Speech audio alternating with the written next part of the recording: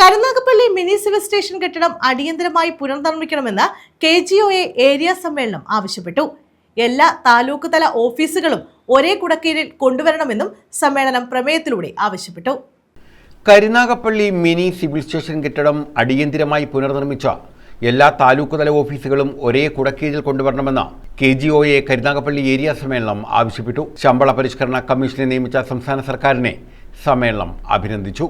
കരുനാഗപ്പള്ളിയിൽ നടന്ന ഏരിയ സമ്മേളനം സംസ്ഥാന കമ്മിറ്റി അംഗം R. മനോജ് കുമാർ ഉദ്ഘാടനം ചെയ്തു. ചെയ്യാൻ പറ്റാത്ത അവസ്ഥയിലേക്ക് വളരെ വലിയ സബ്സിഡി നൽകിക്കൊണ്ട് അമേരിക്കൻ കർഷകരെ കൊണ്ട് അവിടെ കർഷകർ എന്ന് പറയുന്നത് മുതലാളിമാർ കോർപ്പറേറ്റുകൾ ചെയ്യുന്ന കൃഷിയാണ്.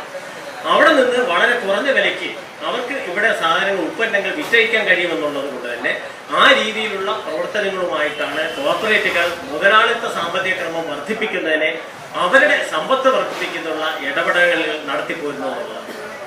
ഇതിനെ എന്തെങ്കിലും രീതിയിൽ പ്രതിരോധിക്കാൻ ലോകത്ത് കഴിഞ്ഞിട്ടുണ്ടോ എന്ന് പറഞ്ഞാൽ അതിന് ഇടതുപക്ഷത്തിന് മാത്രമേ കഴിഞ്ഞിട്ടുള്ളൂ എന്നുള്ളത് പരിശോധിക്കുമ്പോൾ കാണാൻ കഴിയും.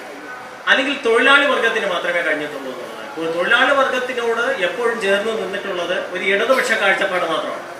ഇങ്ങനെ ലോകത്താകെയും അമേരിക്ക പോലെയുള്ള മുതലാളിമാർ നടത്തുന്ന തൊഴിലാളികളോട് നടത്തുന്ന ക്രൂരതയ്ക്കെതിരെ ഏറ്റവും അവസാനം എന്ന നിലയിൽ പലപ്പോഴും തൊഴിലാളികൾ വലിയ പ്രക്ഷോഭത്തിലേക്ക് വരുന്നു. സരിതാ ഭാർഗവൻ അധ്യക്ഷത വഹിച്ചു.